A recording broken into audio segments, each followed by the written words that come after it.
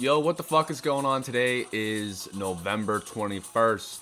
We're gonna be going over pre-markets and open markets. I'm starting this video around 12 p.m. Eastern time, so I'm not gonna have late day, midday pushes in here. I gotta fucking head out. So we're gonna start with AKTS.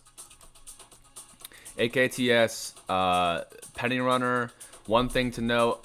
Penny's sub-dollar names have been trending towards dog shit as of late, so they're kind of knocked down as far as how much they can produce, momentum they can produce. I think most of the momentum has been in tickers over $3 or something like that, even just over $1. So when we're looking at pennies, or at least when I'm looking at these pennies now, I'm gonna kind of chill out a little bit. I feel like we did have a hot cycle there for some time. So anyways, AKTS was a previous runner in the last 30 days. Its previous high was 14 cents. So if we go just look at that real quick, come back here, it hits it once. I think it hits it again somewhere in pre-market. No. Okay, it was just there. That one spot maybe. So it ran on the 18th. So it's kind of like a previous runner, even though it was a volcano, bang bang, skeet skeet. It kind of pushes there again. So noting how this stock reacts, it's up down, up down, up down. It does have a decent pre-market, but it's not opening here. So the best this thing can do, the way I see it, is the best we can do is push to VWAP and maybe a push to 14 if we're lucky. But low volume, once it gets down here, it's pretty far away, so I avoid it. BDRX, this one just out of nowhere. This one ran on October 16th. Didn't have really a pre-market. I don't think I had this up even, but just a random spiker, volcano here. I don't see any ad positions I would take as far as like a momentum trader would be. Halt here, I think 775 key level. It comes down all the way back down, straight back down. There's not even like an attempted rotation to VWAP. So I mean, there's nothing there for me. Just another example of why you don't want to chase stuff like that. All right, CDT. Let's get CDT. CDT was also a previous runner. High was 16 cents. Pre-market here on October 23rd. So again, this one, although it cleared it at first, it started coming down. If this thing kind of settled over this would have been good kind of like dip ads at first, but I did make some cash money on this bad boy. I did try it off the rip right here, just like I did with, what did I do yesterday? TNXP. Tried it here off the Intra 200. We talked about how Intra 200s have been really good dip areas. It didn't work here, so I cut that one for kind of break even. We have this kind of U pattern. We get volume here. Once we push up to 16 and come back down, I added, I believe it was on this candle right here. I think I added a couple times, one being here, and then I re-added on this one right here when it held the 200 for a little mini push. Did not get back to kind of the previous high, but this was still a nice scalp, I guess. But in this market, this type of price action has been working. It's not amazing, but gets the bills paid and then dies out. So kind of double tops, dies out below VWAP. So again, not even as strong to get back to here. So things are kind of trending towards being weak for penny stocks. All right, moving on. CNSP. What is this one? This one's also a previous runner. It ran on way back here, October 23rd as well. It got way up there to like 50 cents. And if you kind of keep scrolling, I'm looking at this chart. I don't really see any buildup. No buildup. Random spike. Dies. To me, this is nothing. It did hit double top here kind of on VWAP, but the volume here is ass. I never would have taken this, but again, we get similar patterns. We get a dip to the Intra 200. I wasn't even interested in this one just because again, the volume just really wasn't there for me. Moving on. Kraken. Show me the Kraken. This one also ran October 10th. It also ran a couple of these days, or kind of a couple spikes here and there. Again, we're very far away from this. These tend to not work. This one doesn't work. Kraken, I think, as a general ticker, also sucks ass, so I tend to stay away from that. All right, moving on. CRNC. No pre-market. So I definitely didn't see this until probably, I don't know, like this area kind of got on my radar. As far as this early entry stuff, yeah, I can't really say much about that. It rides the 190 EMA. I still don't really see anywhere that would really trade here yet. It kind of just keeps going straight up. It grinds upwards. We have one flag, one mini flag, one mini flag. So you could have added off the 190 EMA. It finally breaks it. It puts in like a mini double bottom here off of 475. 475 to 485 was a teeny tiny gap fill level. And then she comes down here. This is a kind of a nicer dip, even though it did a little bit further than I wanted to. I'd rather it like stay around 5 for this dip right here and then push. We get the stick. I tried adding here a couple times for a break, understanding that in this market double tops have been just everywhere. So, but this had a good, you know, it's kind of like a cup and handle. You know, we're over this high right here. We're over 5. Dude, it got rejected like 30,000 times up here. RIP. Really wanted kind of like a quick pop to maybe like 580.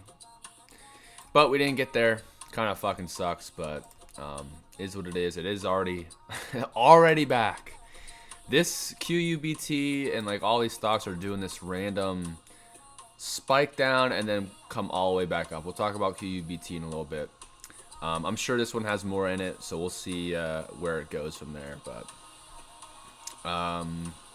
yeah, overall, some nice little flags here. I wish it would have broke here, but did not break. Came down, broke this pivotal level at 475, and then just V-shaped back to kind of relevance. So this might be a new trend. So we'll have to kind of keep looking at that. FBRX was a day 2 move, or after the move, so nothing really happening there. IBG also, previous runner. It ran on November 15th. This one had no pre-market. Random spike. This would be cool if there was actually volume to it, but there isn't. So I wouldn't have probably taken that with size at least. This right here, this dip, is actually pretty nice because we actually have volume.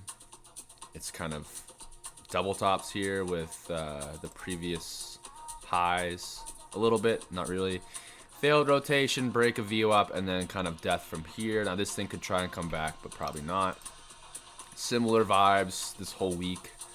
Double top or pushing to a key level, breaking down through VO up and then coming back, hitting VO up and then, you know, failing again. So similar vibes on that one.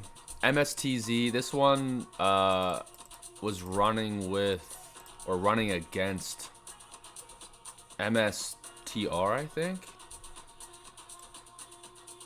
Something I had to go through over the weekend to figure out what it was. Kind of a simp play, I guess. That's what people were calling it. I'm not big on news, so I'm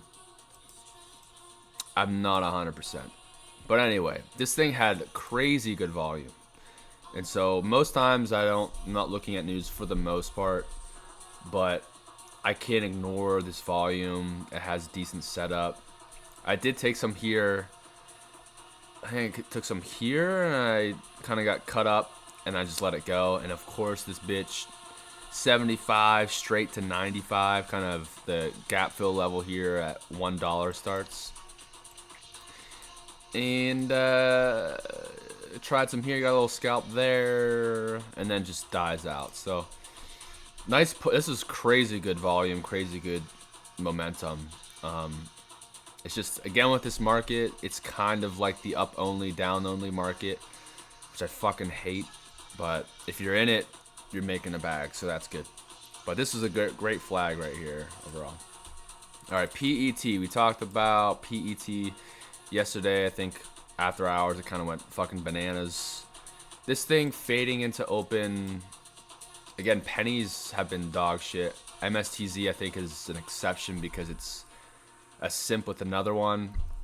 At open, just nothing really. Never really materialized to anything. So, moving on from that. After a certain point in the day, if it doesn't make a move the VWAP, to me it's kind of cooked. But all right, QUBT. So yesterday, this thing I think was also like a multi-day runner. Let's look. I forget. So it ran November 14th. These are kind of the highs here at 470. It comes down. It pushes here. We get that flag. It comes down. It does this spike through everything, and it comes back up, dips, and then goes. That was yesterday on QUBT. It stays flat for like 30 years. You know, this is, to me, this is a typical kind of a day two. It's pushing, low volume. We do get this push into open. I've been not, you know, the most enthused with openings with pushes into market, just because usually we get a pop and then fade.